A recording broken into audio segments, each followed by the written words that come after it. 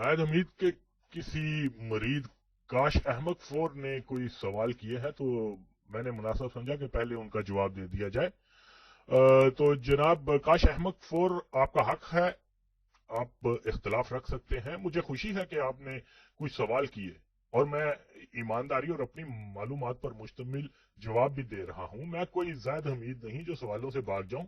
تو جناب صاحب سے پہلی بات، جو آپ نے روسی طیارے مار گرائے جانے کی ہے، تو کیا آپ کی مراد یہ ہے کہ روس نے پاکستان پر حملہ کر دیا تھا جس پر آپ نے سوال کیا؟ تو یقیناً آپ یا پاکستان کی کوئی حکومت یہ دعویٰ نہیں کر سکتی کہ روس نے پاکستان پر قبضے کے لیے اپنی فضائیہ سے حملہ کیا تھا. ہاں، اکا دکا واقعات ایسے ضرور ہوتے رہے کہ افغان دہشت گردوں کی سپلائی لائن اور افغان دہشت گردوں کے ٹھکانوں پر فضائی حملوں کے دوران افغان طیارے پاکستان کی حدود میں داخل ہو جاتے تھے اور اکثر اوقات خود ہی واپس چلے جاتے تھے، لیکن چند ایک مرتبہ پاک فضائیہ نے ان کو کاؤنٹر کیا جس میں طیارے مار گرائے. اور جن 10 طیاروں کو مار گرائے جانے کا آپ فرما رہے ہیں تو ان میں 3 یا 4 عدد تو ٹرانسپورٹ طیارے تھے جو ہرگز کسی ملک پر حملہ کرنے کے لیے بمباردار نہیں ہوتے. پاکستان کا F-16 بھی تباہ ہوا تھا. اس طرح کے واقعات میں تو ایسی چیزیں ہوتی رہتی ہیں. تو اگر روس کا مقصد پاکستان پر حملہ ہوتا تو 3 یا 4 طیاروں کو تو استعمال نہ کیا جاتا نا. آپ زید صاحب سے معلوم کریں کہ روس کی ایئر فورس میں کتنے ہزار طیارے شامل تھے. اتفاقیہ فضائی حدود کی خلاف ورزی اور کسی ملک پر حملے میں فرق ہوتا ہے.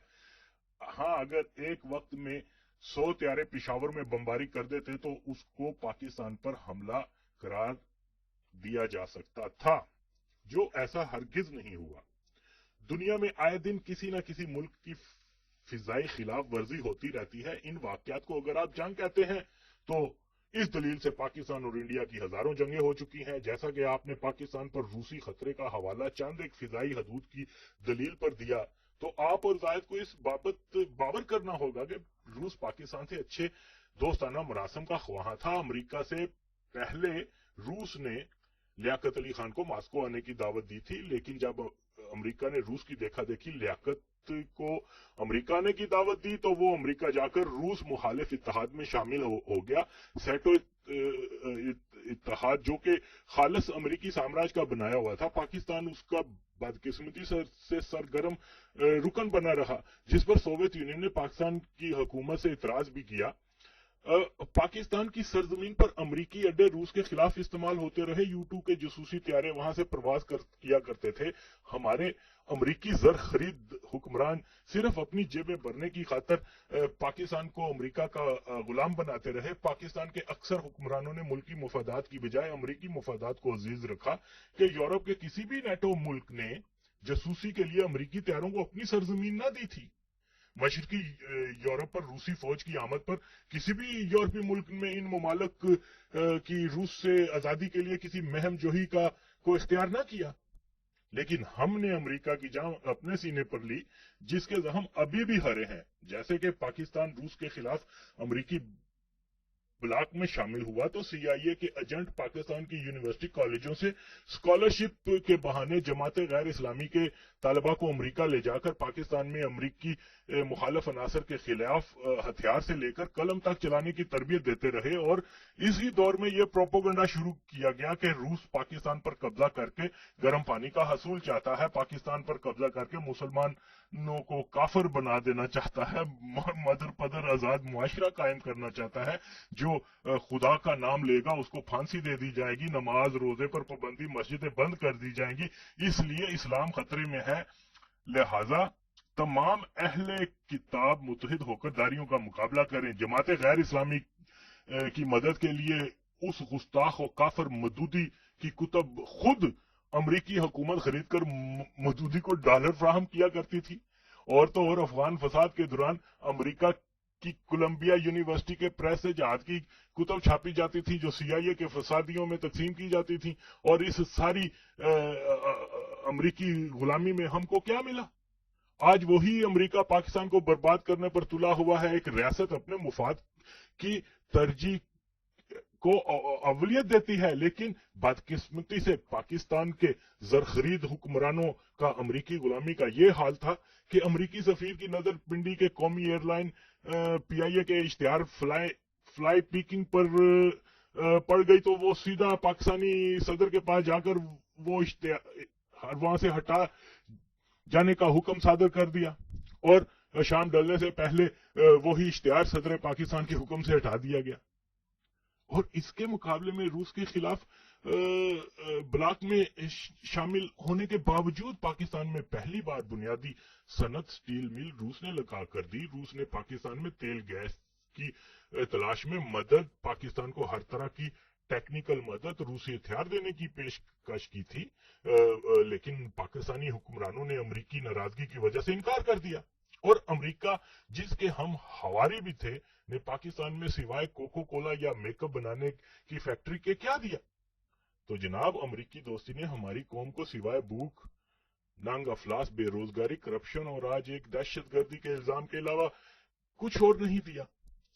अगर हमारे हुक्मरान और मौलवी अमेरिका के मुफाद की बजाय वतन के मुफाद को तरजीह देते तो बेहतर होता।